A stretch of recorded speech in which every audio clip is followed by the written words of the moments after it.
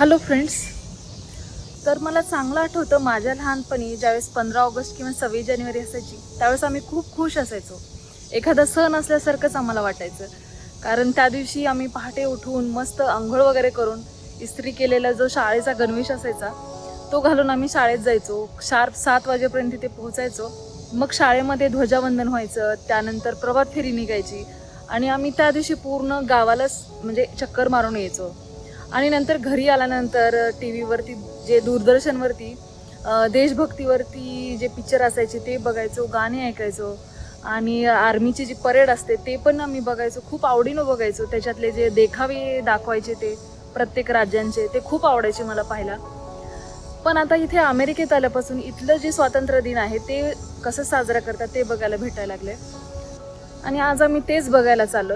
आज आहे 4 जुलै म्हणजे अमेरिकेचं स्वातंत्र्य दिन. पण इथं जे स्वातंत्र्य दिन सेलिब्रेशन असतं ते थोडं वेगळ्या प्रकारे असतं. इथे काही ध्वजावंदन किंवा सकाळी परेड वगैरे निघत नाही. इथे संध्याकाळी सेलिब्रेशन करतात आणि इथले जे लोकल ग्राउंड्स असतात तिथे सगळे पब्लिक येतात त्या गावचे आणि मग तिथे फायरवर्क्स असतात, फटाके उडवले जातात आणि हेच इथलं स्वातंत्र्य दिन सेलिब्रेशन असतं. तर चला तर मग बघूयात इथलं इंडिपेंडन्स डेचं सेलिब्रेशन. तर संध्याकाळची जवळपास 8:30 वाजलेत आणि आम्ही आता निघालो तिथल्या जवळच्याच ग्राउंडकडे आणि तिथे 9 वाजता फायरवर्क्स सुरू होणार आहे. तर ते फायरवर्क्स हे ऑलमोस्ट 15 मिनिटाचं असेल.